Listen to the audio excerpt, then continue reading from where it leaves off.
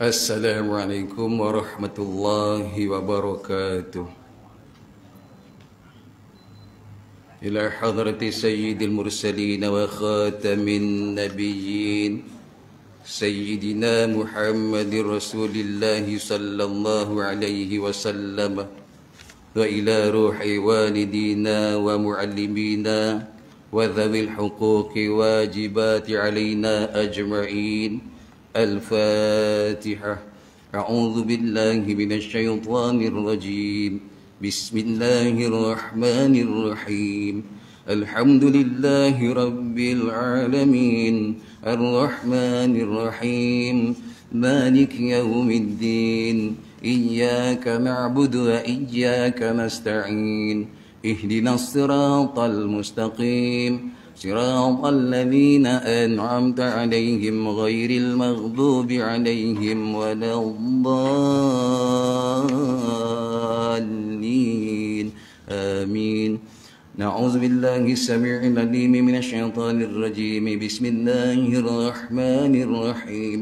الحمد لله رب العالمين والصلاة والسلام على رسولنا محمد أشرف المرسلين وعلى آله وصحبه أجمعين. يا معلم إبراهيم الحكمة علمنا، يا مفهم سليمان فهمنا، ففهمناها سليمان وكلا آتينا حكما وعلما، وسخرنا مع داود الجبال يسبحنا والطير وكنا فاعلين. يا رب سليمان ويا رب إبراهيم، يا رب موسى وعيسى، ويا رب محمد صلى الله عليه وسلم، أخرجنا من ظلمات الجهل والنسيان برحمتك يا أرحم الراحمين. اللهم ارزقنا يا ربنا فهم النبيين وحفظ المرسلين وإنهاب الملائكة المقربين في عافية وسلامة برحمتك يا أرحم الراحمين. وصلى الله على سيدنا محمد وعلى آله وصحبه وبارك وسلم، والحمد لله رب العالمين.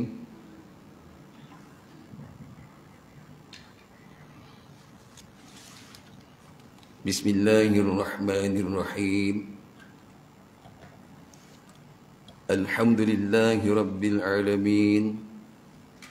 اللهم صل على سيدنا محمد وأزواجه وذريته كما صليت على إبراهيم وعلى آل إبراهيم، وبارك على محمد وأزواجه وذريته كما باركت على إبراهيم وعلى آل إبراهيم في العالمين إنك حميد مجيد. بسم الله الرحمن الرحيم. الحمد لله ثم الحمد لله. Yang dimuliakan tuan-tuan haji, puan-puan hajah, sidang hadirin hadirat jemaah duha Masjid Parit Setongkat yang dikasihi oleh Allah Subhanahu wa taala. Alhamdulillah thumma alhamdulillah. Sedalam-dalam setinggi-tinggi puji, sebanyak-banyak syukur puji kita kepada Allah Subhanahu wa taala, kerana dengan limpah kurnia, taufik, hidayah serta kasih sayangnya Allah Ta'ala pada kita, maka pada hari ini Allah Subhanahu Wa Ta'ala beri kita peluang lagi untuk kita dapat hadir ke salah satu daripada rumah-rumahnya, untuk kita memakmurkan rumah Allah yang tersebut. Kerana disebutkan dalam surah At-Taubah, innama ya'muru masajidallah man amana billahi wal yaumil akhir. Sesungguhnya sesiapa yang memakmurkan masjid Allah, bersaksilah, Allah bersaksi, inilah orang yang beriman kepada Allah dan beriman kepada hari akhirat. Dan orang ni siapa? Walam yakhsha. Dia ni tak takut siapa pun. Illallah. Hanya takut kepada Allah. Ya tuan-tuan sedang hadirin hadirat, datangnya kita kemari tanda kita ada takwa kepada Allah. Ada takutnya kita kepada Allah. Kemudian dalam hadis disebutkan man salaka tariqan. Siapa yang mencari satu jalan untuk apa? Litalbil ilmi, untuk dia menuntut ilmu, sahhalallahu lahu tariqan ilal jannah. Allah akan mudahkan bagi dia jalan menuju syurga. Jadi hari ini kita cari satu jalan yang benar. Dalam masa yang Allah Ta'ala beri pinjam pada kita ni, kita gunakan, kita pergi ke jalan menuju tempat untuk kita tunjukkan yang takwa kepada Allah. Jadi mudah-mudahan nanti di hari kebangkitan ada harapan mudah kita menuju jalan untuk ke syurganya Allah Subhanahu wa Ta'ala. Ya tuan-tuan puan-puan sedang hadirin hadirat, tuan-tuan haji, puan-puan hajah. Kalau hari ini kita meletakkan yang menuntut ilmu itu wajib ada kita. Ilmu tentang solat ni fardu ain, wajib bagi kita. Maka kalau kita lihat dalam hadis tentang Ramadan yang lalu, apa kata Salman Al-Farisi daripada Nabi sallallahu alaihi wasallam di pertengahan hadis itu? Fihi, padanya kata Nabi, pada bulan itu, bulan Ramadan. Fihi, padanya itu, man adda, siapa yang dia menunaikan faridah, satu fardu. Kaman adda faridah, kaman adda sab'ina faridah fima siwahuma. Kaman adda, dia kata fihi man adda faridah, pada bulan itu siapa dia boleh buat satu fardu, ganjarannya apa? Kaman adda sab'ina faridah fima siwahuma, iaitu seolah-olah dia buat 7 fardu pada bulan, 70 fardu pada bulan lain. Jadi hari ini kalaulah menuntut ini kita anggap satu kefarduan, satu kewajiban bagi kita lah yang ada, maka hari ini tak ubahlah macam kita datang 70 kali untuk bulan-bulan yang dulu dan bulan-bulan akan datang. Tuan-tuan puan-puan, ni kurnia Allah Ta'ala pada umat insan yang terpilih, yang Allah Ta'ala pilih, yang namanya siapa? Muhammad sallallahu alaihi wasallam. Jadi kita jadi umat yang terpilih hari ini, buat amalan yang sedikit dapat ganjaran yang banyak. Mudah-mudahan dengan ganjaran itu Allah Ta'ala mencukupkan kita untuk kita jumpa Allah Ta'ala dengan jalan mudahnya menuju syurganya Allah Subhanahu wa Ta'ala. Jadi alhamdulillah, mudah-mudahan perkara inilah yang kita nak lazimi di bulan Ramadan. Mudah-mudahan dia akan datang kekuatannya nanti di luar Ramadan. Seboleh-bolehnya Ramadan makin tingkatkan usaha kita untuk dekat dengan Allah. Tingkatkan usaha kita untuk apa? Untuk puasa itu. Tingkatkan usaha kita untuk Al-Quran itu. Tingkatkan usaha kita untuk qiyam itu, untuk sembahyang. Mudah-mudahan nanti puasa yang kita sungguh-sungguh kita akan boleh bawa di luar Ramadan. Apa dia? Di Syawal kita boleh berpuasa. Dengan qiyam, sembahyang yang banyak, 99 sunat, sungguh-sungguh mudah-mudahan nanti kita boleh bawa ke luar Ramadan.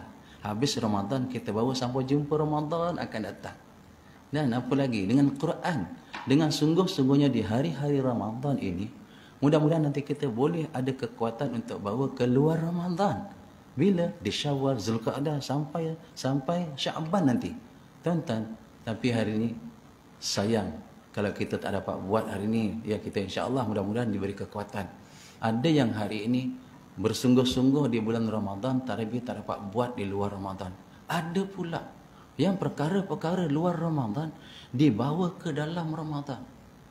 Di luar Ramadan boleh jaga sembahyang sunat 2 sebelum zuhur, 2 selepas zuhur. Di Ramadan tak mampu nak buat. Ini sayang. Jadi kalau boleh perkara luar Ramadan jangan bawa masuk. Malas nak baca Quran di luar Ramadan, jangan bawa masuk di dalam Ramadan. Ramadan rajin. Malas sembahyang sunat di luar Ramadan, jangan bawa masuk ke dalam Ramadan. Kena rajin solat sunat. Apa lagi? Di Ramadan, di sebelumnya Ramadan kita rajin puasa dan memang insya-Allah lah kita bawa. Mudah-mudahan apa yang ada dalam Ramadan Karim 1443 ni yang kita usahakan. Mudah-mudahan Allah Ta'ala terus beri kita kekuatan. Duduk majlis ilmu, terus-terus majlis ilmu. Qiyamnya, terus-terus qiyamnya. Saumnya, terus-terus saumnya. Al-Quran, terus-terus ingat Al-Qurannya.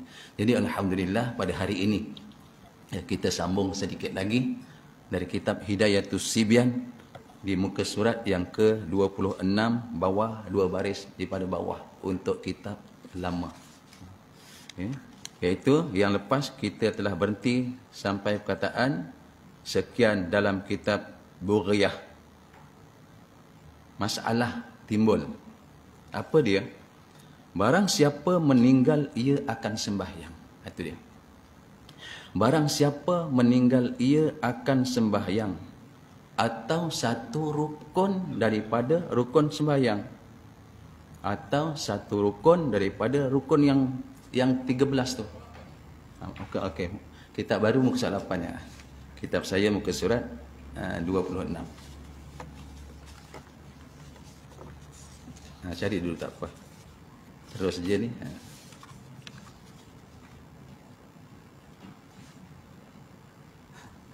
Azam main terus, saya rupanya tak jumpa tempat lagi. Okey, muka surat 8 saja. Kitab baru, kitab orang muda, muka surat 8. Dan kita yang saya ni yang dah tua sikit ni, muka surat 26. Bawah sana. Jumpa. Okey. Barang siapa meninggal, bukan meninggal dunia. Barang siapa meninggal ia akan sembahyang. Siapa-siapa yang meninggalkan sembahyang atau satu rukun daripada segala rukun-rukunnya. Dia bukan tinggalkan sembahyang. Dia sembahyang tapi tinggalkan takbiratul ihram. Samalah juga macam tak sembahyang. Dia sembahyang, dia takbirnya betul tapi dia tertinggal Fatihah. Samalah macam tak sembahyang. Takbirnya betul, Fatihahnya betul, tertinggal tahiyatul akhir. Samalah macam tak sembahyang. Takbirnya betul, Fatihahnya betul, tahiyatul akhirnya betul, tertinggal salawat atas Nabi. Samalah macam tak sembahyang. Itulah dia kata apa? Barang siapa meninggal akan sembahyang atau satu rukun sajalah daripada yang 13, 12 dah. 13 termasuk yang satu tertib kan. Atau tertinggal daripada rukunnya atau satu syaratnya daripada segala syarat-syarat yang ijma', yang sepakat ulama' kata kena buat perkara itu. Pada kedua-dua itu apa? Tertinggal satu rukun ke, satu syarat ke. Contohnya syarat sah sembahyang ada kiblat. Dia sembahyang paling kiblat. Itu syaratlah contohnya. Syarat sah sembahyang menutup aurah. Dia sembahyang tak tutup aurah. Ini cerita tentang dua tu. Pada kedua tu ialah rukun dan syarat. Dia balik ke sana semula macam itu. Dengan sengaja. Kalau tak sengaja dia tak tahu atau dia lupa, tak sengaja tu. Dia tak tahu atau dia lupa. Kalau tak tahu kena belajar. Kalau lupa ni satu masalah lain. Okey. Dengan sengaja lagi dia ketahui akan tiada sah sembahyangnya. Dan kalau hari ini kita sembahyang tak beri salam, kan tak sah sembahyangnya. Kita tahu tu tapi tak beri salam. Ada sembahyang setakat toleh kanan, toleh kiri tapi tak lafaz Assalamualaikum, tak lafaz. Samalah macam tak sembahyang. Yang toleh kanan dan kiri itu sunat saja. Tak buat tak apa, yang wajibnya Assalamualaikumnya itu. Jadi begitu, tertinggal satu rukun ataupun dia tertinggal perbuatan, dia tertinggal rukuk, samalah begitu. Okey. Maka tiada sah sembahyang dengan ketiadaan keduanya. Iaitu apa? Kalau dia tak buat rukun yang sempurna dan syarat sempurna keduanya itu, maka dan sah. Iaitu kalau dia tahu perkara itu, kalau diketahui akan tiada sah sembahyang tu, yang dua tu apa? Dia tahu tak sah ni sembahyang kalau tak niat. Tak sah ni sembahyang kalau tak takbiratul ihram. Tak sah ni kalau sembahyang tak berdiri bagi yang mampu. Kan dulu dah belajar lah, dulu lah muka berapa syarilah awal sana kan. Tak sah sembahyang kalau tak ada tamak ninah rukuk i'tidalnya. Begitu. Dan dia tahu, maka dia ni terus buat perkara tersebut, maka dia itu dihukumkan fasiq. Dihukumkan fasiq. Kenapa fasiq? Kerana dia terus mengekalkan dosa. Tuan-tuan, kita khawatir. Kita pun dulu pernah tak sembahyang. Ini sekarang ustaz-ustaz dah cerita qada. Kalau kita terus tinggalkan qada, tinggalkan apa, kita terus tak bayar qada kita tu, kita khawatir kita tergolong dalam keadaan fasik. Sebab meninggalkan sembahyang tu dosa besar. Apa makna fasik? Fasik maknanya orang yang terus mengekalkan dosa. Apalagi orang yang keluar daripada syariat. Syariat kata sembahyang 5 waktu, tapi dia sembahyang 4 waktu je. Ini fasik. Jadi kat sini meninggalkan rukunnya tadi termasuk, dia tahu meninggalkan rukun tu salah. Dia tahu tak baca Fatihah tu sembahyang tak sah, dia tahu, tapi dia tak nak baca. Dia tahu rukuk tu kalau tinggalkan tak sah, tapi dia tak nak rukuk. Dia tahu sujud itu kalau tak dibuat tak sah, dia tak nak sujud. Ini dikategorikan sebagai orang yang fasik, sama hukum dengan meninggalkan sembahyang. Tuan-tuan dimulakan Allah Subhanahu wa taala. Kalau kita nak lihat apa tentang apa yang dimaksudkan dengan fasik itu, Allah taala rakamkan dalam Quran tentang fasik, iaitu ayat 19 Al-Hasyr. Itu tentang orang fasik. Apa dia? A'udzu billahi minasyaitonir rajim. Wala takunu kalladzina nasullaha fa ansahum anfusahum ulaika humul fasiqun. Surah Al-Hasyr ayat yang ke-19. Itu Allah ceritakan tentang fasik. Kita takut kita berada dalam kelompok itu, na'udzubillah. Wala takunu kalladzina nasu wala takunu kalladzina nasullaha fa ansahum anfusahum ulaika humul fasiqun. Kata Allah, dan janganlah kamu menjadi seperti orang yang telah keluar apa? Keluar daripada perintah Allah. Allah perintahkan sembahyang 5 waktu, kamu buat walaupun buat 4 waktu. Lainlah dengan musafir, buat dalam waktu itu uzur, dia jamak. Itu di luar masalah lain. Okey, lalu Allah menjadikan mereka apa dia? Melupakan amalan yang baik untuk menyelamatkan dia. Macam mana ni? Okey, diri mereka, dan mereka itulah orang-orang yang fasik. Dari mereka itu, itulah orang-orang yang fasik, iaitu orang yang keluar daripada amalan yang diperintahkan. Amalan yang diperintahkan solat, dia keluar daripada amalan itu, dia tak solat. Walaupun ceritanya tadi tentang rukun itu, kalau dia tahu, saya kata dia, kalau tak tahu kena belajar sampai tahu. Sebab ada yang takbir, dia tak bunyi suara, tak lafaz pun suara, hanya angkat tangan, mulut tak buka. Dia tahu tak tu? Oh, dia tak tahu rupanya yang lafaz Allah itu wajib akbar. Dia tak tahu. Dia kena belajar sampai tahu. Sampai bila dia nak tak tahu? Kena sebut. Sampai bila dia nak tak tahu yang rupanya kena sebut rupanya Allahu akbar itu? Sampai bila dia nak sembahyang baca Fatihah tutup mulut dia? Sampai bila dia nak sembahyang baca Fatihah mulut komek-komek, suara dia pun tak dapat, tak jelas, dia pun tak dengar suara yang kita belajar dululah, yang kita belajar. Sampai bila dia tak tahu? Sampai bila nak tahu? Inilah jalan-jalan dia, tuan-tuan. Saya sebut sekali lagi, kita dulu sama di alam roh, sama umur kita sebaya. Kemudian kita bernasib, kita kendian dengan manusia terdahulu sama gitu. Kita bernasib, kita kendian. Kita dimasukkan dalam rahim ibu kita, umat akhir. Sama kita, semua duduk dalam rahim ibu. Tak ada yang tak duduk dalam rahim ibu, sama. Kemudian kita dilahirkan, sama.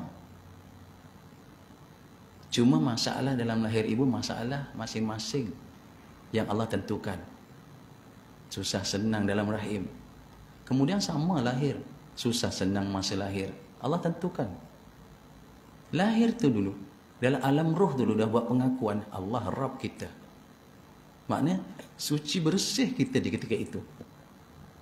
Dimasukkan dalam rahim 120 hari 4 bulan tu masuk rahim. Bersih kita.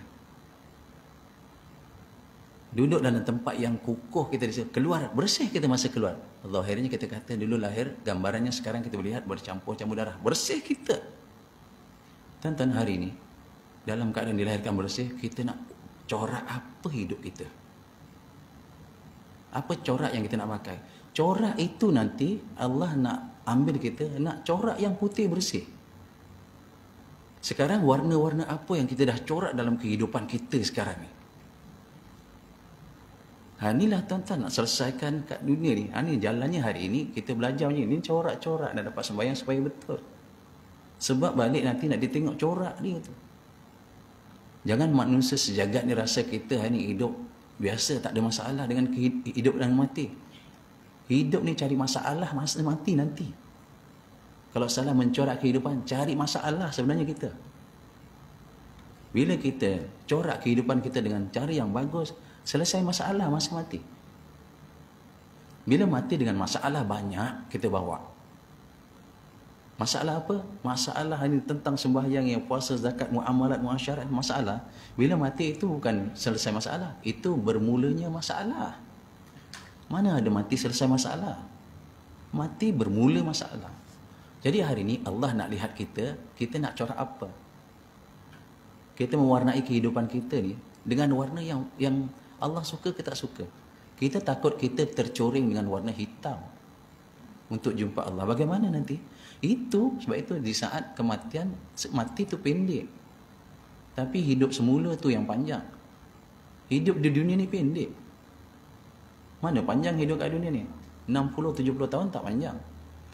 Mati sekejap je, pendek je mati. Dah mati dihidupkan. Itu hidup tu yang apa yang kita nak bawa? Ni masa-masa yang pendek ni lah. Jadi tadi hari sembahyang sampai bila lah? Nak corak kehidupan dengan sembahyang yang tak sempurna, dengan sembahyang yang tak betul. Tuan-tuan, insya-Allah kita ni kalau sembahyang tuan masih salah lagi, kalau sembahyang saya masih salah lagi, insya-Allah Allah ampunkan sebab kita belajar. Orang belajar takkan nak dihukum apa. Masalah ni orang yang tak tahu sembahyang tu, tak nak belajar, itu dihukum nanti tu Allah zalim ke menghukum? Tak. Allah tak zalim. Tapi dia mencari jalan untuk dia menzalimi diri dia sendiri. Mana Allah zalim? Suka Allah nak buat. Allah jadikan kita ni dia punya. Dia dah lukis kita, bentuk kita dah jadi kita. Kemudian dia nak hukum. Itu kan macam kita pelukis. Kita melukis satu lukisan yang sangat cantik. Lepas kita tak nak pakai. Kita tu punya. Kita tak pakai. Konyok-konyok buat bakar. Boleh tak? Boleh. Siapa nak marah? Tak ada. Kita punya. Sebab kita punya. Tapi takkan kita nak buat macam itu. Kita sayang. Allah pun sayang kat kita. Tapi sekarang masalah tuan-tuan puan-puan, hamba cari jalan untuk dizalimi. Itu yang hari ini. Allah tak zalim langsung. Dia punya. Kalaupun orang yang kehidupannya corang-coreng kehidupannya, tak bagus amalannya, tapi kalau Allah nak dia ni syurga, ini Allah punya apa. Tapi tuan-tuan dan sebagainya, cari jalan untuk redha Allah, memang kena cari cara yang Allah hendak. Sembahyang untuk dapat redha Allah, sembahyang bagaimana yang Allah hendak. Jadi sebab itu ngaji sembahyang, tak ada masalah. Tuan-tuan kasih Allah Taala, begitu sekali orang ini dihukumkan kepada fasik. Karena Allah Ta'ala sebutkan dalam Quran, nanti dilalaikan kita daripada kebaikan. Jaga kita.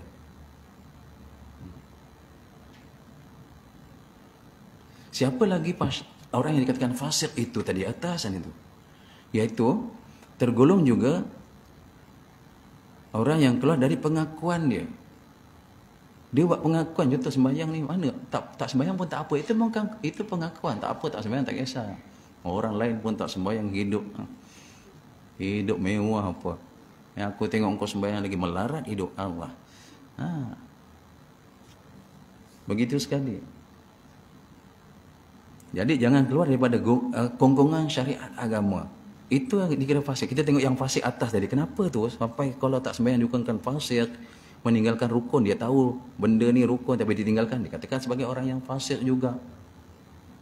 Dan termasuk juga siapa dia fasik, dihukum ke atas tu dah.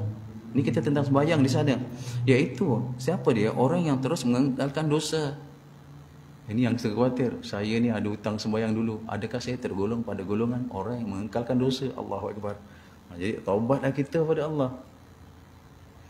Sebab meninggalkan satu yang fardu, satu fardu. Berdosa tu, dosanya bukan kecil. Dosa sembahyang bukan dosa meninggalkan sembahyang, bukan dosa kecil lah. Begitu sekali. Subhanallah. Kita lihat lagi siapa dia kat situ. Dan siapa dia orang yang fasik? Orang lagi yang keluar daripada ketaatan kepada Allah dan Rasul. Kita sembahyang je lah dulu. Disuruh sembahyang tak sembahyang.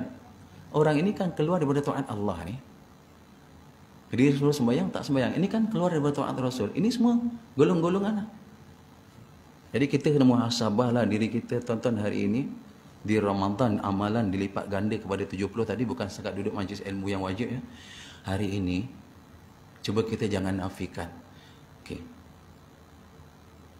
Kita bangun malam, tadi malam kita qada solat Isyak, apa hukumnya? Memang kita tahu tertinggal. Wajib kan? Tuan-tuan, amalan wajib yang kita buat di bulan Ramadan digandakan 70 kali ganda amalan. Bukan buat satu qada tertutup 70 solat Isyak yang tu, tak. Cuma gandanya tu digandakan. Jadi ini Ramadan ada lagi 20 hari lagi ni.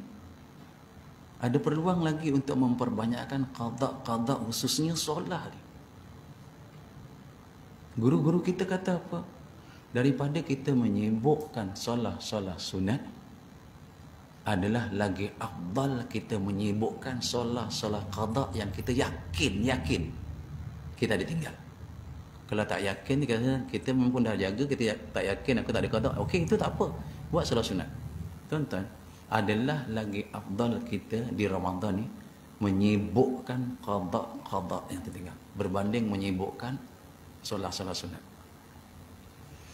Sebab kita khawatir bila kita meninggalkan sembahyang, kita tak bayar, maknanya kita berada dalam sentiasa segala dosanya tu tak terlepas. Kerana apa? Termasuklah fasik tadi, keluar dari ketaatan kepada Allah. Sembahyang kan perintah Allah, aqimus solata wa atuz zakat. Allah kata, dirikan sembahyang dan keluarkan zakat. Kan perintah Allah. Kita lihat pula dalam masalah fasik di atas sana tu. Fasik menurut Imam Ghazali kata ada dua jenis fasik. Kita ni di fasik mana? Yang mereka ini akan dapat, lepas ni kita lihat apa hukum yang mereka yang meninggalkan sembahyang tadi, meninggalkan rukun saja tak nak buat lah dia. Saja tak nak sembahyang apa, tak ada sebab. Bukan uzur apa pun. Kata Imam Ghazali ni dua jenis fasik ni, kita berada di fasik mana? Satu, fasik yang memang kafir. Kita bukan kafir. Kerana kita tak pun menyengutukan Allah. Kita tak sembah busut pun, tak sembah pokok pun, tak sembah apa pun. Okay. Jadi ini satu fasik yang kafir. Siapa yang kafir itu? Mereka yang tidak beriman kepada Allah dan Rasul. Ini fasik yang tinggi lah, yang kafir. Dan dia ini menyengutukan Allah. Mereka keluar daripada hidayah dan masuk ke dalam kesesatan. Ini fasik yang pertama. Dan memang kalau orang ini memanglah sembahyang pun tidak, puasa pun tidak. Memanglah dia. Memang dia tak percaya pada Allah. Kita tengok yang kedua pula. Satu lagi, apa dia? Fasik yang fajir. Adakah kita kata yang kafir, aku tak kafir, aku ada kalimah la ilaha illallah. Bila orang ada ucap kalimah la ilaha illallah, dia Islam. Sama kita semua. Tapi berapa ramai orang yang ada ucap kalimah la ilaha illallah meninggalkan perintah Allah? Berapa ramai sekarang ni orang yang ada kalimah la ilaha illallah meninggalkan puasa? Ulama kata apa tentang Ramadan? Ramadan tak akan sempurna. Saya, tuan-tuan puan-puan, tak akan sempurna tak? Kalau tak ada 3 ni, tak akan sempurna. Ramadan, bulan Ramadan ni tak akan sempurna kalau tak ada 3 ni. Berapa ramai yang tak dapat ada 3? Yang habis terus, bukan tak sempurna, terus habis terus kalau dia tak ada yang pertama. Ramadan kalau tak ada siam, habis terus. 3 ni kena jaga di bulan Ramadan. 1, siam. Dah tentulah kita berpuasa.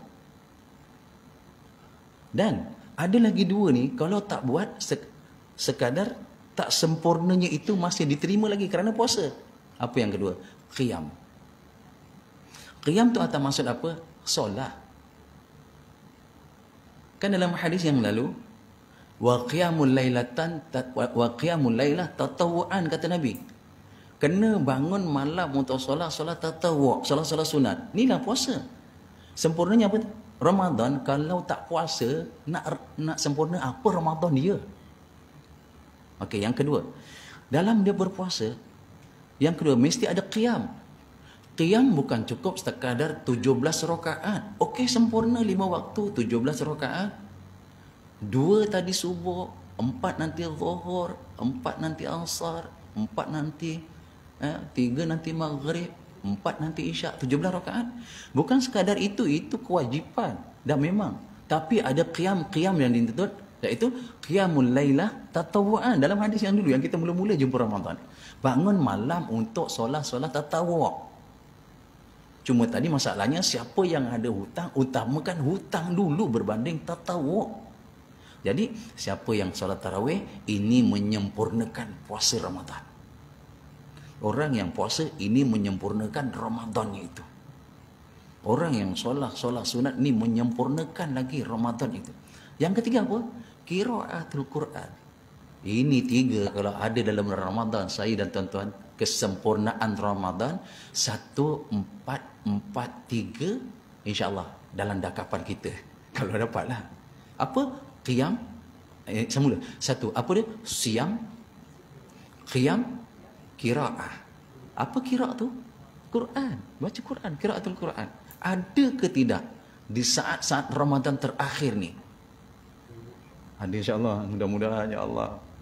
Tuan-tuan dan saya, kita tak ada satu jaminan pun untuk Allah beri panjang umur sampai Ramadan 144. Tak ada jaminan. Mana ada jaminan? Andai kata saya dan tuan-tuan diambil oleh Allah di Ramadan 1443, kita buka kalkulator kehidupan kita, cukup ke tidak aku nak bawa jumpa Allah? Kalau Allah ambil ni setakat 1443 ni, kalkulator kehidupan kita tengok sepanjang kita hidup, cukup ke tidak nak bawa bekalan jumpa Allah? Sebab itu ulama-ulama para waliullah yang terdahulu, mereka harapkan biarlah Ramadan itu 11 bulan. Kerana 11 bulan tu mudah-mudahan setiap Ramadan amal diganda 70, diganda 70. Mudah-mudahan cukup. Dan bila Ramadan nak habis, mereka menangis, ya Allah, aku sampai ke Ramadan akan. Mereka menangis. Kerana kemungkinan untuk dapat Ramadan akan datang tu tak tahu jauh lagi. Memakan masa 365 hari pusing. 330 lah masuk Ramadan, yang 30 kita tolak. Adakah sampai? Satu hari pun macam-macam ehwal boleh berlaku. Allahu Akbar. Mudah-mudahan Allah beri kita panjang umur lagi lah untuk cukup. Kita raih sungguh. Tapi Ramadan ni, anggaplah Ramadan ni, Ramadan kita nak buat yang terbaik boleh. Apa yang pertama, mesti siamnya sempurna. Yang kedua, mesti apa? Qiyamnya sempurna. Sembahyangnya itu. Dan yang ketiga, qiraahnya, Qurannya itu. Bawalah. Mudah-mudahan nanti kita boleh bawa dia keluar Ramadan. Seronok lah.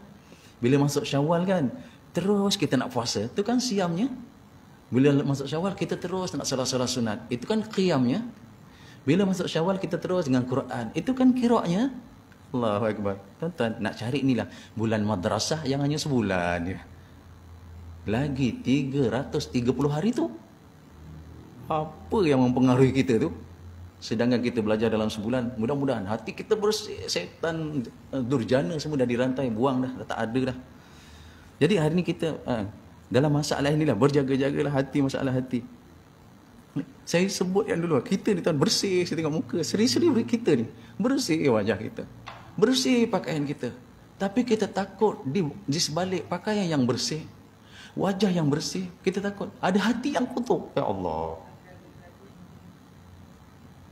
Tapi kehidupan mereka salafus soleh terdulu, ya Allah, dengan pakaian compang-camping, muka yang tak sekemas kita lah, tapi hatinya ya Allah punya bersihnya. Allah.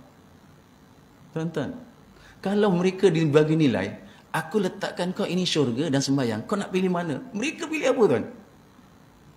Kita nak pilih mana? Kita pilih syurga. Mereka bila ditanya, aku pilih solat, kerana solat tu aku dengan Allah, syurga tu aku, ya Allah. Hati dia tu, di sebalik pakaian, di sebalik wajah mereka, ada hati yang putih bersih. Tapi saya lah, ya Allah, di sebalik kita ni kita tak tahu pakaian kita, jasad kita, tapi takut hati kita. Ini nanti, ini yang hari ini tuan-tuan, perjalanan kita nak menuju Allah sama, kita punya jalan sama, semua nak menuju Allah. Tapi apakah bekalan kita? Mudah-mudahan. Yang kedua kata Imam Ghazali apa? Fasik tadi, kita nak tengok nanti apa dia, iaitu fasik yang fajir. Apa tu fajir? Mereka ni beriman, tapi fasik. Mereka beriman tapi tak sembahyang. Kenapa tak sembahyang? Malas. Kalau mereka tak sembahyang, tak percaya, tu dikira tak, aku tak percaya sembahyang ni wajib daripada Allah. Itu dah kira gugur imannya. Ini beriman, tanyalah sembahyang wajib, tapi kenapa tak sembahyang? Apakah cukup bekalan untuk menghadap Allah? Maksiat paling besar, kata Nabi, solat, meninggalkan solat. Maksiat paling besar, tak ada maksiat, teruk maksiat mana pun buat. Tapi maksiat paling besar, meninggalkan solat. Kerana apa? Meninggalkan perintah Allah. Nak sembah Allah cara apa lagi kalau tak solat? Mereka beriman ni fajir. Jangan sampai kita kemari, ya Allah. Mereka beriman tapi ada lagi makan makanan yang haram. Mereka beriman tapi minum minuman yang haram. Mereka beriman tapi derhaka perintah Allah. Itu kan termasuk tu. Berapa ramai orang tak puasa? Berapa ramai manusia tak sembahyang? Berapa ramai manusia tak keluar zakat? Tak puasa, tak sembahyang, tak ada alasan boleh tak sembahyang. Kita ni boleh tak sembahyang sampai bila? Sampai orang kata kita tak sedar pun kita kena sembahyang. Macam mana ayat tu? Orang kata dia ziarah kita sakit, ni dah tak sedar dah ni, dia ni dah sebulan tak sedar, makan pun dah bakal toler tu. Allahu Akbar. Tapi kita sedar, yang datang tu kita tahu dia siapa. Dia kata kita tak sedar, kita kena sembahyang tak? Kalau kita tahu masuk waktu, sembahyang. Ini sembahyang. Puasa tak apa, puasa penat, tak boleh puasa, kerja diuzurkan, berbuka puasa. Kena nyuruk-nyuruk lah, jangan buka tepi jalan. Aku tak puasa ni, kerja. Ini puasa. Esok qada, sembahyang lain cerita lah. Ini puasa. Dia tak sama tu. Jadi perbezaan begitu. Jadi derhaka perintah Allah. Lagi keluar dari jalan ibadah, masuk ke dalam maksiat. Kalau ibadah adalah, solat adalah amalan yang tertinggi. Meninggalkan solat itu maknanya mengerjakan maksiat. Sampai bila duduk dalam maksiat? Sampai dia bayar sembahyang. Sampai dia sembahyang. Ini keluar pada taat pada Allah. Dia beriman tak? Dia beriman. Ini yang namanya fasik yang fajir. Beriman bersama Allah, memang beriman, tapi langgar juga perintah Allah. Tinggalkan puasa, ya, tinggalkan sembahyang, tak kira dah. Saya kata kalau ada orang tinggalkan puasa mungkin atas sebab, tapi sembahyang orang yang kita nampak sihat-sihat, mana boleh tinggalkan sembahyang, Masya Allah. Dan keluar daripada jalan ibadah, dia cari jalan maksiat. Apa hukum meninggalkan sembahyang? Hukumnya maksiat, itu membuat maksiat perkara. Meninggalkan sembahyang itu maksiat. Tapi mereka ni untungnya apa? Tak menyekutukan Allah. Besok dia kena denda tak? Kena hukum tak? Kena kan? Takkan tak kena tak? Orang kafir tadi yang apa? Yang fasik, yang kafir, macam mana dia nak masuk syurga Allah? Dia mesti dapat pengampunan dosa tu dengan kalimah syahadah, selesai bagi dia. Yang kafir lah. Tadi kan dua jenis, dia jadi fasik kan. Satu fasik kafir, satu fasik yang fajir. Yang fajir ni, ya beriman. Kau beriman tak kepada Allah? Beriman. Siapa yang jadikan kau? Allah tu. Allah jadikan. Beriman kepada Allah. Percaya tak Allah? Percaya. Tapi, apa orang ni buat? Langgar perintah Allah. Ini disuruh buat, ditinggalkan. Yang suruh tinggalkan, dia buat. Apa hukum tinggalkan sembahyang? Haram. Tapi dia tinggalkan sembahyang, bermakna dia buat benda haram. Apa hukum sembahyang? Wajib. Dia tinggalkan sembahyang, dia tinggalkan perkara wajib. Dua tu kan beriring tu. Orang ini orang fajir, macam mana dia nak dapat masuk syurganya Allah? Nak dapat pengampunan dosanya? Mesti dengan bertaubat sebelum mati. Allahu Akbar. Dia kena bertaubat sebelum mati. Ya Allah, aku taubat ya Allah. Taubat apa dulu tinggalkan sembahyang tu? Taubat ya Allah. Tuan-tuan kasih dia Allah Subhanahu Wa Taala. Mudah-mudahan dua-dua perkara tak ada pada kita lah hari ini. Ni tadi cerita tentang apa sembahyang tadi. Selesaikanlah sebelum kita dijemput oleh Allah Subhanahu Wa Taala. Okey, berikutnya dia kata, dan kalau dia tahu perkara-perkara sembahyang itu wajib dibuat, rukun itu wajib saja, memang saja ditinggalkan, dia termasuk kepada orang yang fasik. Dengan ijma' ulama, apa kata pendapat para ulama padanya seperti meninggalkan membayar zakat? Orang yang meninggalkan rukun sembahyang, sampai bila dia nak tahu? Sampai bila dia nak tahu? Sampai dia cari ilmu, sampai dia tahu. Sepanjang-panjang dia tak tahu, kenapa tak ambil tahu? Khawatir orang ini sama juga dengan hukum orang tak bayar zakat. Tuan-tuan, zaman Sayyiduna Abu Bakar As-Siddiq radhiyallahu anhu, tindakan pertama dia memerangi orang tak nak keluar zakat. Mudah-mudahan saya tak tersilap dalam Al-Quran surah At-Taubah ayat 103 kan. Cuba nanti cari tak jumpa 103, 105. Sayyidina Abu Bakar nak memerangi orang tak keluar zakat. Sayyidina Umar kata, buat apa diperangi? Dulu kan zaman Nabi tu zakat. Kata Sayyidina Abu Bakar, kalau zaman Rasulullah, zaman Nabi masih ada zakat itu wajib. Bila aku jadi khalifah, sama wajibnya. Zakat bukan kerana siapa? Zakat ialah keluarkan harta kerana ada harta. Jadi siapa ada harta keluarkan zakat? Orang yang keluarkan zakat, orang ini dihukumkan sebagai fasik dalam kitab kita. Sama dengan orang tinggalkan sembahyang. Sama dengan orang, kalau kita berbalik di muka surat 26, orang yang meninggalkan rukun sembahyang. Sama juga. Jadi hari ini, berjaga-jagalah dalam segi memperhalusi ibadah sembahyang kita, yang tuan-tuan insya-Allah kita dah hafaz dah. Memang kita buat 13 rukun sembahyang yang kita laksanakan itu. 5 rukun kita baca, kita dah tertib. 6 rukun perbuatan kita dah tertib.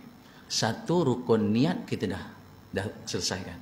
Dan 1 lagi yang tersusun, yang ke-13 kita dah selesai. 1, 5, 6, 1. Apa dia 1? Niat. Apa dia 5? Takbiratul ihram, Fatihah, tahiyatul akhir, salawat, salam. Kita dah insya-Allah lah, mana yang dah ngaji kita Hidayatul Sibian ni, insya-Allah lah, dan guru-guru lain lah samalah yang tuan-tuan puan tuntut. Mana lagi 6 perbuatan diri, rukuk, iktidal, sujud, duduk antara 2 sujud, duduk tahiyatul akhir. Lagi apa? Tumanina. Kesempurnaan itu. Jadi cukup 13. Kita dah buat insya-Allah. Tapi kalau ada yang tak tahu, selama-lama sembahyang ni tak tahulah, kita pun nak sebut. Jadi ulama kata orang yang tinggalkan sembahyang fasik, tak keluar zakat fasik. Okey. Dan wajib hukumnya apa? Orang yang tak sembahyang hukumnya wajib dibunuh. Sebab itu orang yang meninggalkan sembahyang, kata Sayyidina Abu Bakar apa? Kalau orang yang meninggalkan 2 perkara yang masa Nabi ada, dia sembahyang. Satu lagi, masa Nabi ada, dia zakat. Nabi wafat, dia tak sembahyang. Nabi wafat, dia tak zakat. Abu Bakar bagi bunuh hukumnya. Itu bukan hukum yang main. Memang itu hukum yang sebenar. Supaya apa? Jangan ada orang yang tak lagi tinggalkan zakat. Jangan ada orang yang tinggalkan zakat lagi bila hukum itu dibuat. Orang tak sembahyang, disuruh sembahyang, dia tak mau. Dia tanya pertama apa? Dia tak percaya. Dah tentu hukum dia, hukum sama bunuh. Apa hukum sembahyang? Wajib. Tapi dia tak nak sembahyang. Ini pun sama, hukumnya bunuh juga. Kalau dalam kitab kita dipancung hukumnya. Bukan dikaren gerak-gerak itu, bukan. Dipancung. Ini masalah. Pertama, orang yang meninggalkan hukum sembahyang, orang yang meninggalkan sembahyang, dia tak percaya hukum sembahyang, dia hukum bunuh, mayatnya tidak dicampurkan dengan di perkuburan Islam, tak. Kerana dia tak percaya hukum sembahyang. Orang yang tak sembahyang, dia percaya hukum sembahyang. Hukumnya sama juga. Nasihatkan pun dia tak nak sembahyang, hukum sama, bunuh. Cuma dia diletakkan di perkuburan orang Islam, beza tu. Subhanallah. Maka apa? Dibunuh akan dia dengan pedang. Kemudian daripada disuruh ia taubat, pastikan taubat dia. Jangan tengok orang tepi jalan, kenapa tak sembahyang zuhur? Pancung kata tak, boleh tak? Nasihat dulu, beritahu dulu supaya bertaubat. Bila bertaubat, jangan buat lagi perkara meninggalkan sembahyang. Subhanallah. Dan tiada ia dibunuh kalau dia bertaubat.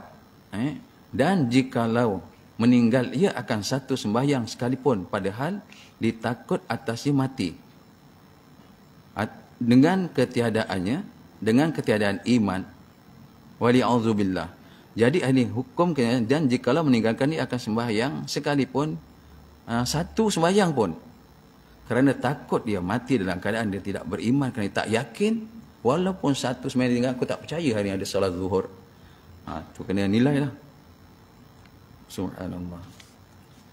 Dan tiada harus diberi makan atau diberi minum akan mereka yang tersebut. Siapa? Orang yang, kalau atas kita nak ambil zakat, sembahyang, kita ambil sembahyang je. Dan kalau ada orang yang tak nak sembahyang, orang ini pun tak harus diberi makan, tak harus diberi minum. Maknanya hari ini, orang yang tak nak sembahyang, jangan bagi makan.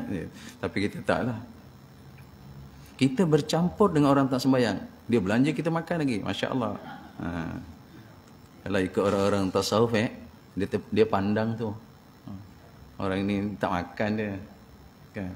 Dia tak ada maslahah ke apa kan. Orang tak bagus, tak sembahyang. Rumah orang tak sembahyang, hujan, dia berteduh di tritip tu pun tak nak. Tak nak aku ni. Ini sama dengan muntahnya anjing. Sama. Air yang menitik tu, daripada cecer air tu kan. Hujan, dia tak nak singgah situ. Kalau dia kena tempias muntahnya anjing. Kenapa? Kerana isi rumah tak sembahyang. Tahu macam mana? Dahsyatlah masalah sembahyang. Dan jangan kata, taklah kita bagi makan juga lah, tak sembahyang bagi makan. Dan tiada harus diberi makan atau diberi minum akan mereka yang tersebut. Siapa dia yang tak sembahyang? Apabila ia lapar atau dahaga. Kerana bahawasanya tiada dihormati akan nyawanya. Kenapa tuan-tuan dia tulis? Kerana tiada dihormati akan nyawanya. Orang tak sembahyang. Kerana patut dia dihukum bunuh, nyawanya, itu maksud. Nyawanya tak dihormati. Kerana apa? Kerana meninggalkan sembahyang. Sekarang berapa ramai orang tinggalkan sembahyang? Tak ada masalah pun tak. Jadi hari ini sebab itu dunia semakin hari ini semakin kita kata semakin panas, semakin tak tersusun pengurusannya. Kerana apa? Kerana manusia pun tak boleh susun urusan diri dia dengan Allah. Semakin ramailah tak boleh susun urusannya. Salah satunya urusan sembahyang pun tak boleh nak selesaikan. Ingat orang yang tak sembahyang, nyawa dia tak dihormati. Maksudnya apa? Bunuh bagi dia, kalau dinasihat, disuruh taubat, dia tak nak taubat. Beza satu je. Kalau dia tak percaya hukum, saya sebut lagi. Dia tak percaya hukum sembahyang, dia kafir. Kerana tak percaya hukum sembahyang. Mayat tak campur dengan orang Islam. Tak diuruskan pun dalam masalah pengurusan mayat Islam. Kalau dia percaya hukum, tapi dia tak nak sembahyang, pun sama juga. Hukum yang sama. Nyawa dia tetap tidak dihormati. Mana? Akan nyawa. Seperti anjing yang menggigit. Nampak? Jadi macam dah tak apa tak saling tak tumpah macam seperti anjing rupanya orang yang tak sembahyang. Bahkan kalau dalam Quran tu menyatakan kalau ada apa telinga tak nak dengar dia nasihat, ada mata tak nak pandang, mula dia taruh ada akal tak nak fikir. Mereka ni tak ubahlah macam binatang. Allah sebut lagi hujung apa? Balhum adal. Hum kal an'am. Mereka ni tak ubah macam binatang. Akal ada bagi tak nak fikir. Mata ada tak nak pandang kebaikan. Telinga ada pemalas nak dengar benda nasihat baik. Allah kata apa? Hum kal an'am. Orang ini tak ubah macam binatang. Binatang pun tak sesat. Allah kata apa? Balhum adal. Bahkan mereka lebih sesat. Begitu dalam kitab kita Hidayatul Sibyan. Orang tak sembahyang, tak ubah macam anjing. Bukan anjing yang jinak tak. Anjing yang gigit tuan.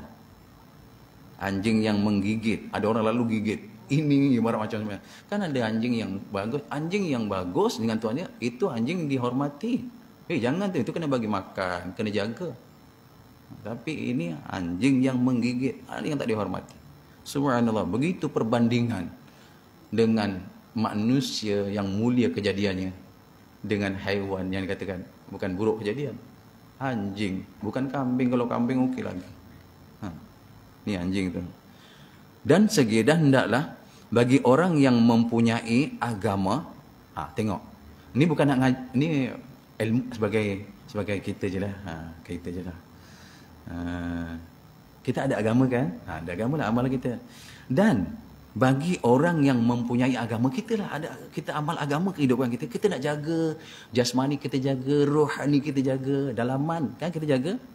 Bahawa tiada hadir ia pada majlis yang ada ia padanya. Kalau orang ni tak sembahyang, buat majlis, tak payah datang. Entahlah, saya tak, jangan Allah. Kita tahu memang ni sebenarnya Jumaat pun tak pergi. Takkan kita nak makan sumber dia. Tapi sekarang kita pegang pada maslahah. Masalah apa? Pergaulan kita dan kebaikan bermasyarakat, kita datang juga. Pilih. Ikut kita ni. Kita tahu ini rumah apa? Berteduh di sebalik rumah tu daripada hujan. Dan kalau daripada bayang matahari yang panas pun baik jangan. La ilaha illallah.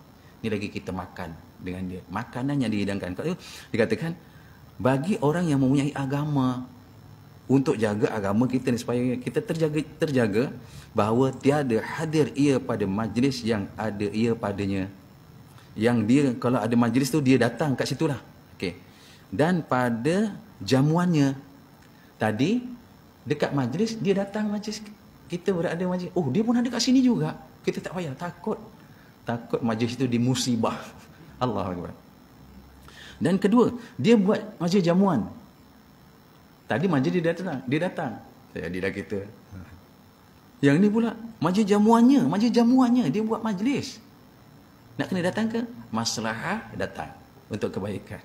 Mudah-mudahan dia dapat hidayah, doa ya Allah. Tapi ikutkan subhanallah. Ini begitu ketat dah hubungan kita dengan dia untuk kita jaga dalaman kita. Tuan-tuan, hari ni kalau kita makan daripada sumber yang haram, dia akan jadi daging, tentu Allah hisap punya.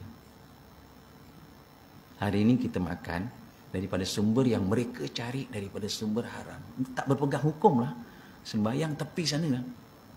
Kerja 24 jam, sembayang tak boleh dapat pun walaupun 4 minit untuk subuh. Tak boleh sediakan setengah jam, campur-campur 17 rakaat. Kalau dicampur, ada setengah jam tak? Itu pun tak dapat curi masa. Bukan curi masa, tak dapat ambil masa. Manusia sekarang terlalu sangat dengan Tuhan, tapi tak terlalu dengan Tuhan. Tak terlalu dengan Tuhan. Gila-gila kan. Apa Tuhan? Kita sebagai hamba Tuhan, kita kerja gila-gila. Dengan nikmat yang seketika yang kita akan tinggal. Itu ada kebaikan ke tak ada untuk bekalan akhirat juga. Tapi dengan Tuhan, dengan Allah, gila-gila manusia meninggalkan masa. Gila-gila manusia tak boleh sediakan. Tak boleh. Padahal masa panjang dibagi. Esok mereka jawab depan Allah. Di hari kebangkitan. Belum hari kebangkitan lagi. Rujuk dalam kitab Fadhil A'mal. Maulana Zakaria Kandahlawi. Dalam bab solat. Tuan-tuan, Nabi tunjuk apa? Sebelum lagi derap kaki, saya pernah sebut perkataan, derapan kaki sahabat yang antar orang yang dikebumikan. Belum lagi jauh, yang dalam kubur tu dah diberi dengar dah. Dengar tapak kaki tu belum habis lagi, kubur dah hempit dia, tulang rusuk dia berceragah, kanan ke kiri, kiri ke kanan. Tuan, siapa dia? Orang tak sembahyang. Derapan kaki, kan saya katakan mati sekejap, kemudian masuk kubur kan hidup. Hidup tu dengar. Nabi kata, derapan kaki tu engkau dengar dalam kubur. Kau dengar derapan, belum ambil. Tuan, apa jadi? Dunia hempit kita, bumi tu, dia hempit hingga tulang rusuk macam gini. Kiri ke kanan, kanan ke kiri. Tak tahulah sakit ke tak sakit. Tak tahulah nak cakap. Inilah masalah solat. Benda yang masanya Allah minta sedikit, tapi tak boleh persiapkan masa untuk Allah. Tapi kalau untuk dia, untuk hamba, sanggup persiapkan masa awal-awal. Macam sajalah. Saya masuk kerja pukul 2, saya kena masuk 1.45. Kenapa 1.30 saya boleh sampai sekolah? Takut saya nak sembahyang kat rumah, sembahyang di masjid jeram, takut tertinggal jemaah situ, takut masuk sekolah lambat. Saya sediakan masa untuk kerja. Untuk Allah, kenapa kita tak sediakan masa seperti itu kita buat? Agaknya kalau manusia ni semua bangkit, tuan-tuan puan-puan, sediakan masa untuk Allah macam dia sediakan masa untuk dia, Allah.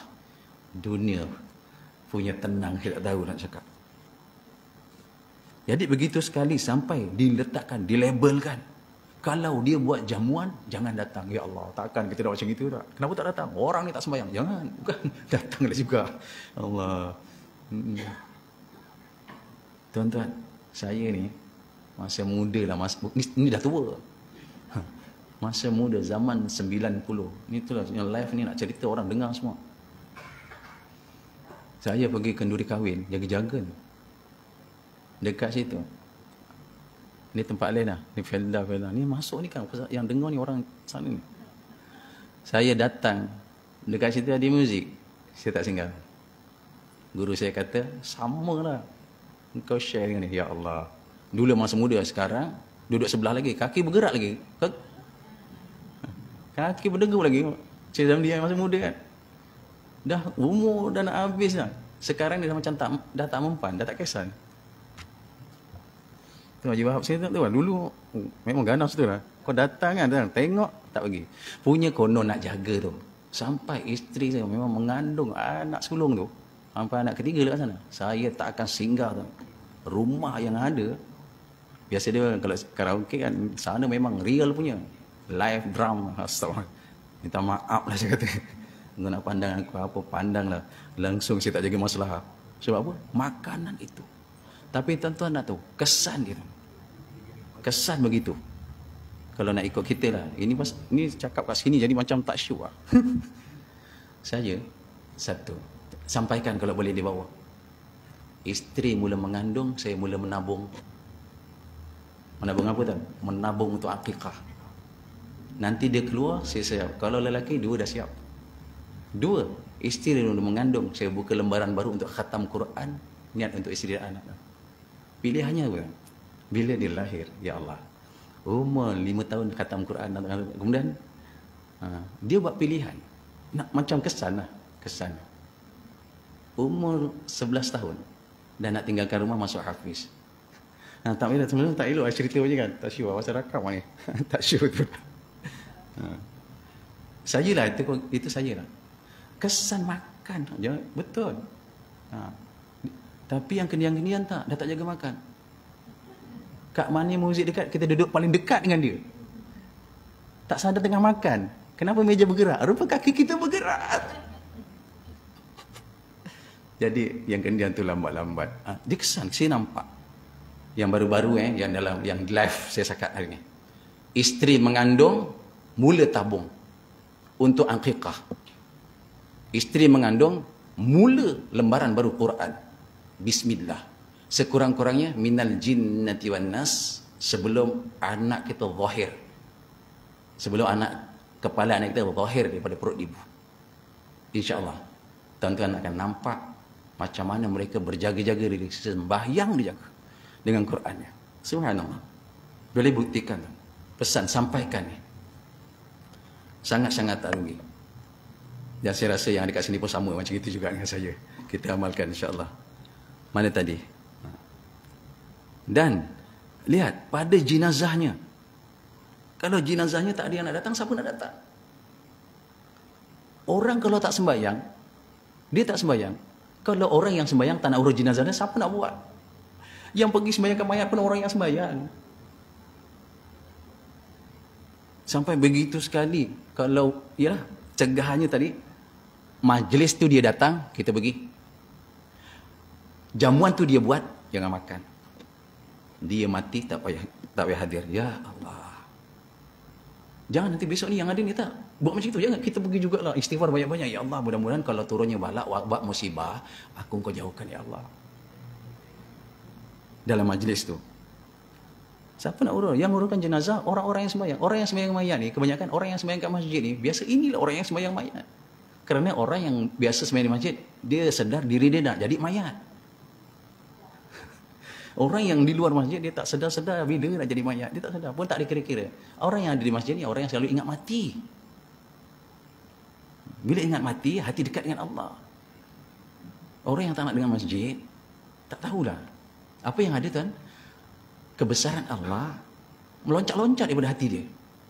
Kita, kebesaran, mudah-mudahan kebesaran Allah masuk. Kebesaran Allah masuk. Bila kebesaran Allah masuk, kebesaran dunia keluar. Yang ada kebesaran Allah, yakin itu lain. Tapi bila kebesaran dunia masuk, kebesaran Allah tak ada. Tak apalah, tak sembahyang, tak apa, ni kerja ni, apa time ni. Jangan main. Dia begitu jadinya. Jaga-jagalah tu. Okey, begitu. Saya tak mencadangkan orang tak sembahyang, kita dah tahu. Saya tak cadangkan. Jangan datang. Datang juga. Cuma dalam kitab kita ni sebab itu saya awal-awal cakap tadi, sebagai ilmu lah kat sini. Panduan kita je. Terpulanglah. Kalau tak ada, siapa nak datang, nak hadir mereka, ya tak? Dan tiada disembahyang atas mayatnya. Pada zahirnya, supaya kenapa? Tuan-tuan, satu, kenapa orang tak sembahyang? Satu tadi apa? Kenapa orang tak sembahyang? Majlis tu kalau dia ada, jangan datang. Kenapa orang tak sembahyang? Kalau dia buat jamuan, jangan makan. Okey, yang ini pula. Kenapa orang tak sembahyang? Jangan disembahyang. Jangan datang. Supaya apa? Takut oleh orang yang lain.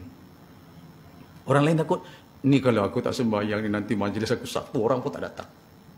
Ni kalau tak sembahyang. Tak apa, biar dia berkalau-kalau dengan makhluk dulu, tak apa. Nanti ikhlas datang. Ini kalau tak sembahyang nanti besok aku mati, siapa nak kerjakan? Kalau mati bawah dapur, duduk bawah dapur tinggal bakar je bawahnya. Kalau sembahyang ada orang uruskan. Jadi jangan disembahyangkan. Untuk apa? Untuk takut oleh yang lain. Supaya yang lain jangan tak sembahyang. Oh, rupanya tak sembahyang gitu, rupanya buat dia apa lagi? Di hukum bunuh.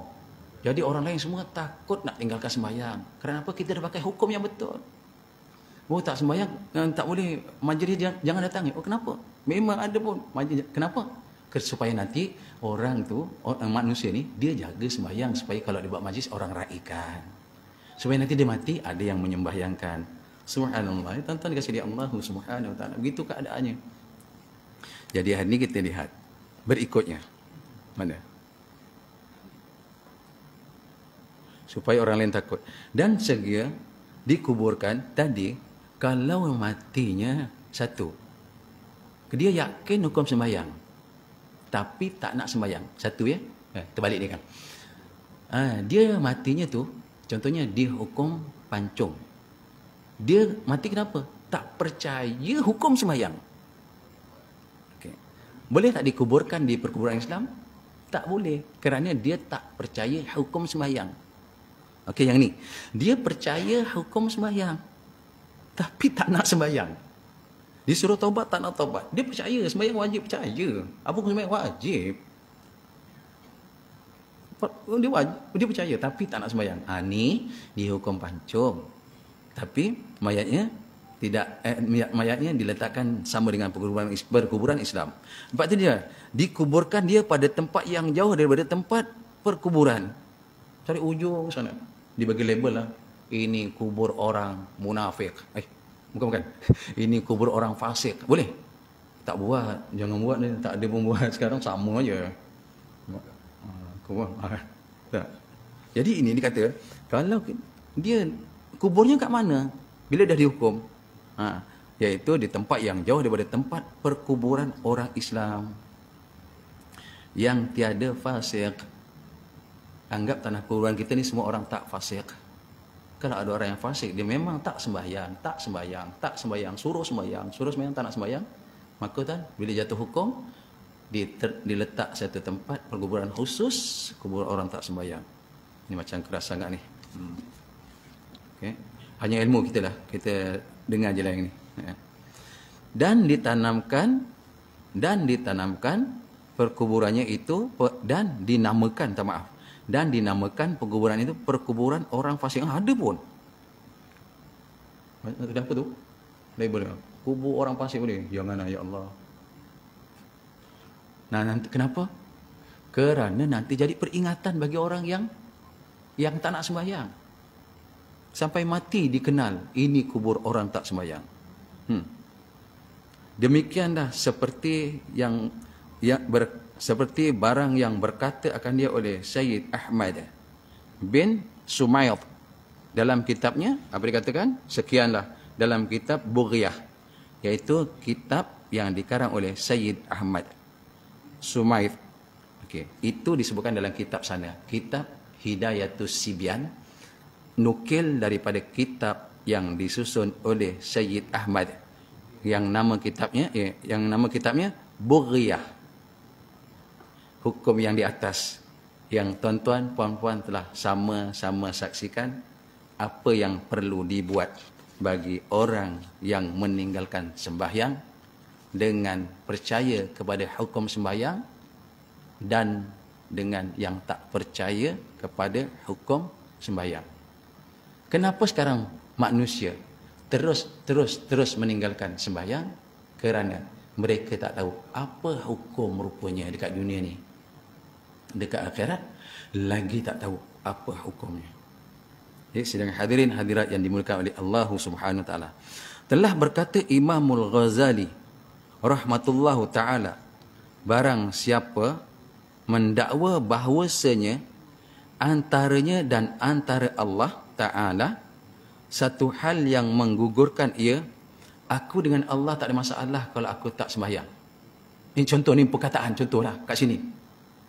Contoh, dengan aku tak ada masalah, aku dah dekat dah dengan Allah, tak sembahyang tak apa. Contoh, dia kata begitu. Okey. Dia kata aku dengan Allah ada satu hal yang menggugurkan daripadanya akan wajib sembahyang atau mengharuskan baginya minum arak. Dia bagi contohlah. Aku dengan Allah tak ada masalah kalau aku tak sembahyang pun, kerana aku dah dekat dengan Allah. Aku tak ada masalah pun dengan amal agama yang aku kuat ni, aku minum arak. Boleh minum arak tu kan disebut. Ataupun makan harta manusia. Aku tak ada masalah, harta manusia, harta engkau semua harta aku, harta aku. Contohlah, awak teruknya. Dengan tiada sebenarnya, dengan bukan hak dia.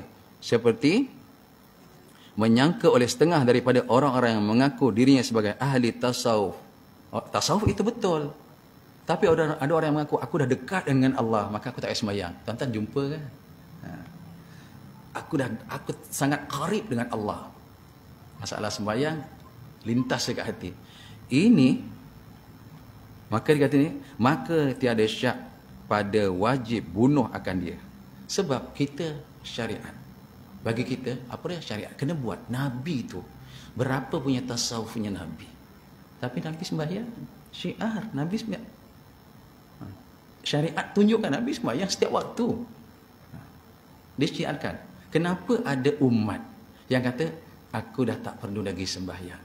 Kerana apa? Aku dekat dengan Allah. Subhanallah. Apa dekatnya dengan Allah tu? Orang kalau dekat dengan Allah, dia akan lebih lagi ibadahnya.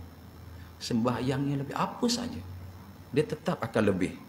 Begitu disebutkan, maka orang yang mengaku-ngaku sebagai dia amalannya hebat, tak perlu lagi sembahyang, kerana dia telah suci, telah bersih dan sebagainya.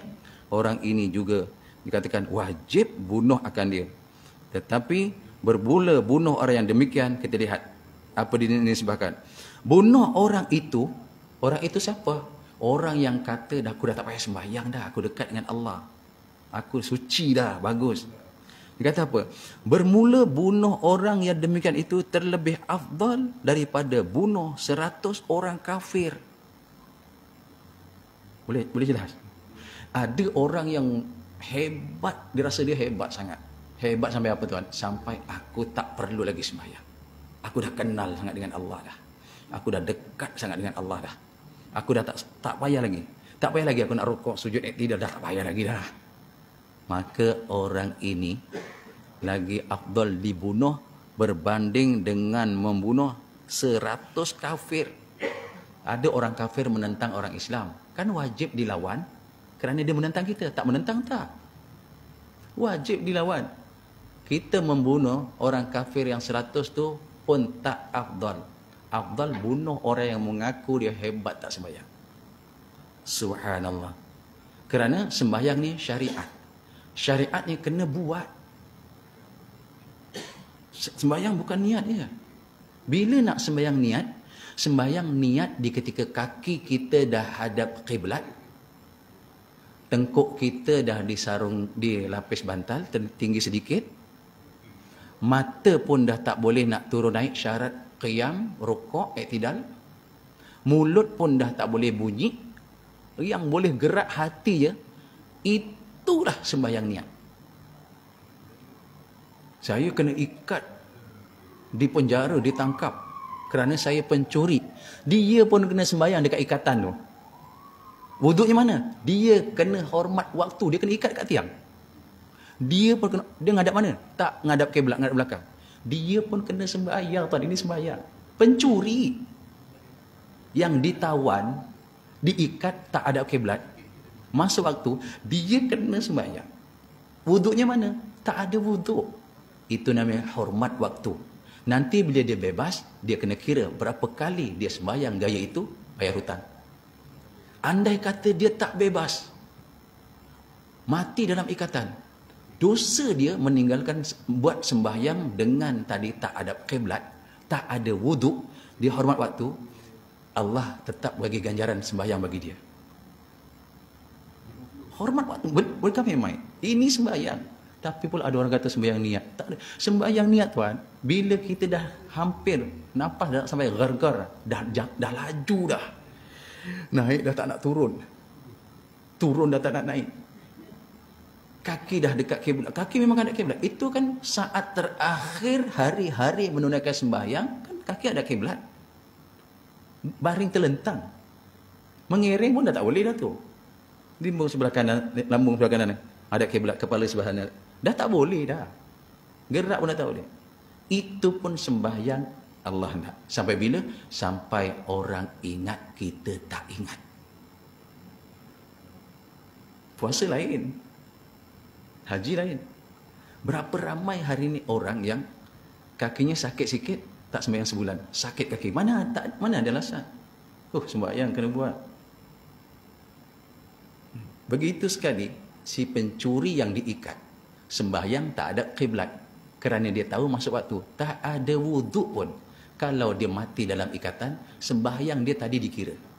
Tapi kalau dia tak buat, itu dikira qada sembahyang. Subhanallah. Ini masalah sembahyang. Mana lagi? Jadi begitu sekali sampai dinisbahkan, disamakan dengan orang kafir. Bunuh orang kafir 100 pun tak sama dengan bunuh engkau. Engkau ni lagi afdal dibunuh. Kerana apa? Kerana tak nak sembahyang. Kerana sangka dirinya telah hebat dan sembahyang dengan niat sahaja. Kita bukan, kita adalah di golongan syariat. Okey? Syariat apa? Kena buat macam Nabi buatlah, senang cakap. Masuk waktu yang Nabi sembahyang. Masuk waktu Nabi sembahyang lagi. Syariat masuk waktu sembahyang lagi. Dan kena syiarkan syariat itu. Apa dia? Kena tunjukkan syariat itu. Apa syariatnya? Syariat sembahyang adalah dengan buat perkara itu. Bukan kita menunjuk yang kita sembahyang, tak. Kita kena tunjukkan syariat Islam sembahyang. Bukan tunjuk kau tengok ni aku sembahyang. Bukan. Islam, syariat ni kena tunjukkan sembahyang. Ni syariat Islam. Bukan kita menunjuk-nunjuk sembahyang. Sama tuan-tuan. Syariat sembahyang ni Islam dalam syariatnya sembahyangnya berjamaah. Orang yang pergi solat berjamaah bukan dia nak tunjuk-tunjuk dia solat berjamaah, tak. Dia kena tunjukkan yang syariat Islam ni solat berjamaah. Sungguh lain. Bukan saya sembahyang berjamaah, tengok aku sembahyang ni, kau tengok aku sembahyang. Bukan solat berjamaah, bukan menunjuk-nunjuk yang kita solat berjamaah, tak. Kita kena tunjukkan dalam satu dunia solat tu berjamaah. Itu syariat, baru disyiarkan. Itu kehendak Allah. Aqimus solah, atu zakah. Dirikan sembahyang, keluarkan zakat. Warka'u ma'ar raki'in. Kamu kena rokok bersama orang-orang yang rokok.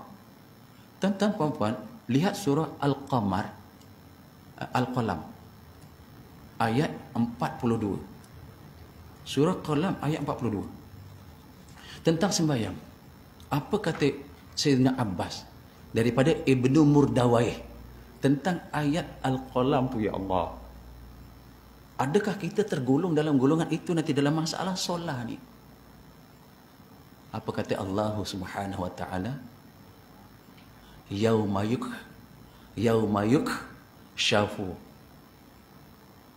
yukshafu an saqin wa yud'auna ila sujud. Yauma yukshafu an saqin. Cikgu tu semak. Yud'auna ila sujud fala yastati'un. Khashi'atan absaruhum tarhaquhum dhillah. Wa qad kanu yud'auna ila sujud wa hum salimun. Apa Allah kata? Sembahyang ke sembahyang ni. Wa yukshafu an sakin wa yud'auna ila sujud. Dan nanti tuan-tuan, di hari kebangkitan ada satu perbicaraan khusus. Yukshafu hingga terangkat, yukshafu an sakin terangkat, tersingkap betis-betis. Yukshafu kasyafa, tersingkap betis-betis kita besok. An sakin daripada tersingkap daripada betis-betis. Kenapa? Yud'auna ila sujud. Di ketika mereka besok disuruh sujud, fala yastati'un. Dan di masa tu mereka tak mampu. Dia tersingkap sampai betul-betul. Ada ulama kata apa? Dia takut dia kesana kemari. Penghususan. Lepas tu Nabi dalam Quran disebut apa? Khasyiatan absaruhum. Tadi dah tersingkap kerana takutnya untuk disuruh sujud. Apa dia boleh buat? Hanya tulang tengkuk je. Agak gitu. Yang tulang belakang akan dikeraskan. Tak boleh. Khasyiatan absar. Apa? Tunduk pandangan mata orang tu nanti. Tarhaquhum dhillah. Tunduk tu penuh hina dina pada pandangan Allah. Hinanya dia. Tuan-tuan, satu penghisapan, ya Allah. Yauma yukshafu an saqin wa yud'auna ila sujud. Nanti tahu dia. Terangkat, tersingkap kain-kain paras sampai ke betis kerana masa disuruh sujud dia tak boleh nak buat apa, nak elak apa. Tu dia. Yang boleh buat khasyi'ah. Apa khasyi'ah? Tunduk. Tarhaquhum dhillah. Khasyi'atan absar. Apa absar? Pandangan mereka tunduk. Tunduk penuh zillah, penuh kehinaan. Kenapa tuan-tuan? Yad'una ila sujud wa hum salimun. Dulu masa hidup dia diseru untuk sujud, sedangkan dia selamat, dia tak boleh sujud. Tuan-tuan, esok sekali lagi di hari kebangkitan, orang yang dekat dunia ni jaga sembahyang. Esok di mahsyar Allah perintah sujud, semua boleh sujud. Siapa mereka yang tak boleh sujud? Yang hanya tunduk pandangan mata penuh kehinaan, orang yang tak sembahyang. 3 perkara ni. 1 dikatakan memang orang kafir yang tak sembahyang. 2, orang yang tinggal sembahyang. 3, orang yang diseru berjamaah. Dia tak nak datang pun. Bukan dia tak dengar. 3 lah. 1, orang siapakah mereka yang dulu di dunia dia selamat? Dalam ayat tadi, kenapa dia tunduk penuh hina kerana mereka disuruh sembahyang, mereka tak boleh tak nak sembahyang masa di dunia. Siapa dia? Satu, memang si kafir. Yang kedua, orang yang dia nak sembahyang tak nak sembahyang Islam. Dia tak sembahyang. Orang Islam, dia suka nak sembahyang tak sembahyang sudah. Yang ketiga, orang yang diseru atau yud'auna tu diseru untuk sembahyang. Atas makna dalam tafsir itu Ibnu Murdawih kata dari Sayyidina Abbas, iaitu orang yang tidak hadir solat berjamaah. Tiga ni, kita nak yang mana? Yud'auna ila sujud wa hum salimun. Dulu disuruh sujud, dia sehat, tak ada apa-apa. Kalau gitu tiga-tiga kita habis. Satu, okay, kita lepas orang kafir, memang besok kena macam. Yang keduanya siapa tadi? Orang yang sembahyang tak sembahyang. Termasuklah orang yang tak sembahyang ni, fawailul lil musallin alladzina hum an salatihim sahud. Orang sembahyang pun wail tempat dia. Kenapa? Sembahyang main-main, tak pandai sembahyang, tak nak belajar sembahyang. Kita takut golongan, memang ramailah isinya nanti. Kerana apa? Kerana masalah sembahyang. Tuan-tuan, saya sebut Ibnu Murdawai daripada Sayyidina Abbas. Dia kata, tiga golongan ini termasuk dalam ayat surah Al-Qalam ayat 41, 42. Apa 41? Apa dia? Yauma yukshafu an saqin wa yud'auna ila sujud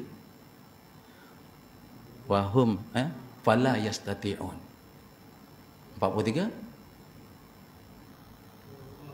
Khasyiatan absaruhum tarhaquhum zillah wa qad kanu yud'auna ila sujud wa hum salimun.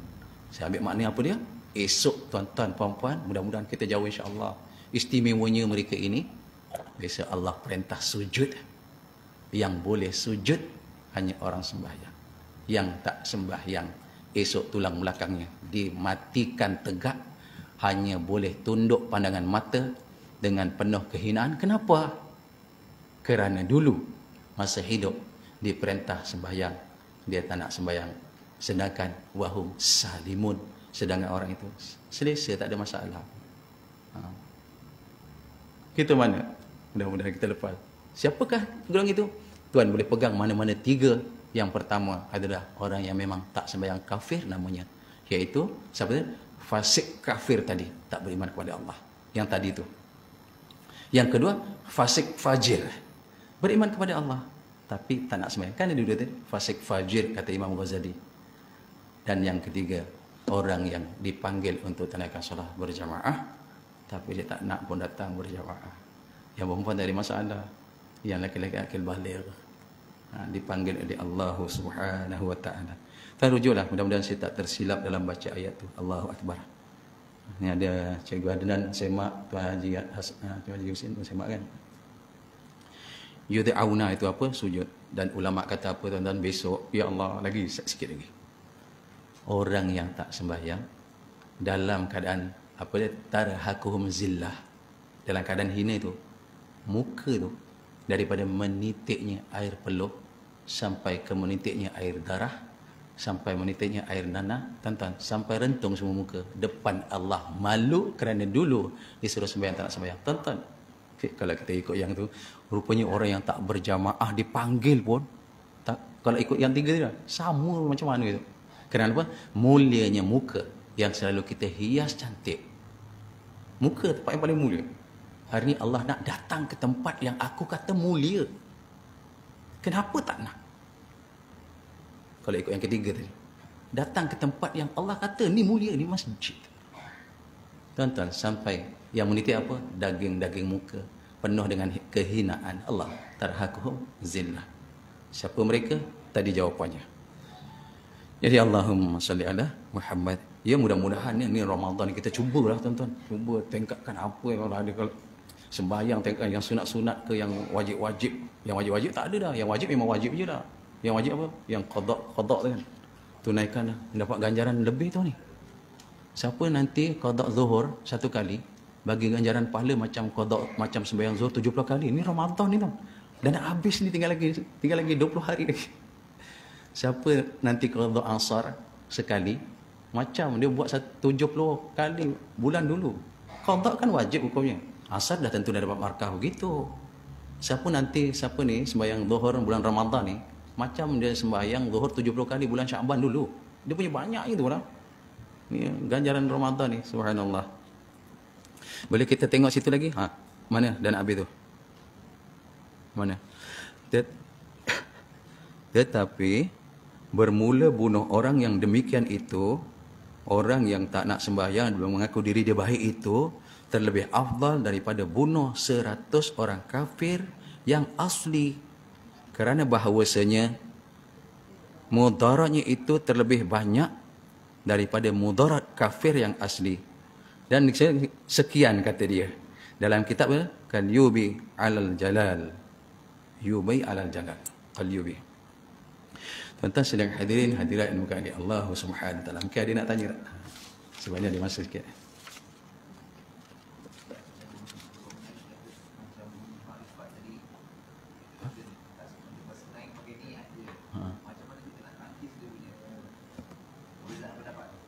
Tak ada lagi dah nak tangkis golongan yang sembahyang dengan niat saja. Tak, kita tetap berpegang kepada Syafi'i dan mazhab yang lain. Tak ada sembahyang dengan niat, kecuali itulah penghujung tu tadi. Tetap kita dengan rukun yang kita pegang tu. Rukun sembahyang yang 13, satu je niat. Sampai kita tuan-tuan, kalau kita lepas Allahu Akbar, Ta'ala, Allahnya tu je, dalam hati je, seolah-olah letakkan di tempat dia pun tak sah bagi kita. Lagi Fatihah pun tak, lagi memang tak buat pun pada sembahyang. Hanya niat je, duduk menonton televisyen, tengah apa tu? Sembahyang. Jangan kacau sembahyang. Contoh kan? Jadi tetap nak tangkis macam mana? Kena hari dekatkan dengan kita ni bersyariat. Apa syariat? Kena perbuatan tu kena lakukan. Nabi pun tunjukkan syariat dalam sembahyang. Nabi pun tunjukkan syariat dalam haji. Syariat dalam zakat. Mana? Bayar zakat, buat haji, buat sembahyang, bukan letak pada niat. Memanglah niat tetap nak haji pun ada, niat haji ada, tapi satu niat tu. Sembahyang pun satu, bukan semuanya pada niat. Kalau Syekh Zamli tanya tadi, itulah memang kena perkenalkanlah. Kita kena perbetulkan yang ini sembahyangnya kita mesti ada niat, mesti ada qaul, apa dia qaul, bacaan, mesti ada fa'il, mesti ada perbuatan, mesti ada tertib, mesti ada susunan itu. Wallahu a'lam bisawab. Mudah-mudahan apa yang saya sampaikan pada hari ini dapat sebagai satu bimbingan untuk saya lah, untuk kita semua. Dan insya-Allah tuan-tuan kasih Allah Taala, ada lagi masa untuk Ramadan Karim, ada lagi 20 hari. Kita sama-samalah tingkatkan amal kita. Yang pertama, apa kata ulama, sempurnakan Ramadan kita tahun ini dengan siyam, qiyam dan Al-Quran. Puasanya sungguh-sungguh, bangunnya untuk sembahyang sungguh-sungguh, dan Al-Quran itu kita laksanakan sungguh-sungguh. Jadikan Al-Quran pada Ramadan ini sebagai akrab, kawan karib kita. Jadikan akrab untuk kita mudah-mudahan. InsyaAllah, mudah-mudahan Allah Ta'ala terima saya, terima tuan-tuan perempuan, mudah-mudahan barakah yang duduk majlis ilmu ini, kita penuh dengan rahmat kasih sayang Allah. Dan yang penting tuan-tuan, kita dapat ridha dan maghfirahnya Allah Ta'ala. Ridha dan pengampunan Allah, insyaAllah. Na'udzubillahi as-sami'il 'alim minasyaitonir rajim. Bismillahirrahmanirrahim. Alhamdulillahi rabbil alamin, wassalatu wassalamu ala asyrafil mursalin wa ala alihi wa sahbihi ajma'in. Allahumma ij'al jam'ana hadha jam'an marhuma wa tafarruqana min ba'dihi tafarruqan ma'suma. Rabbana zalamna anfusana wa in lam taghfir lana wa tarhamna lanakunanna minal khasirin. Allahumma ya Allahul aman al-aman al-aman, ya arhamu min kulli rahim, ya a'lamu min kulli alim, ya ahkamu min kulli hakim, ya akramu min kulli karim, ya a'zamu min kulli azim, ya aqdamu min kulli qadim. Khallisna minal waba, khallisna minal waba, khallisna minal waba, ya arhamar rahimin. Ashhadu an la ilaha illallah, astaghfirullah, as'alukal jannah wa a'udzu bika minan nar. Allahumma innaka afuwun karim, tuhibbul afwa fa'fu anna wa an walidina wa an jami'il muslimin wal muslimat birahmatika ya arhamar rahimin. Subhanaka Allahumma wa bihamdik, أشهد أن لا إله إلا أنت وأستغفرك وأتوب إليك. بسم الله الرحمن الرحيم. والعصر إن الإنسان لفي خسر إلا الذين آمنوا وعملوا الصالحات وتواصوا بالحق وتواصوا بالصبر. أقول قولي هذا ونستغفر الله العظيم لي ولكم وبالله التوفيق والهداية. السلام عليكم ورحمة الله وبركاته.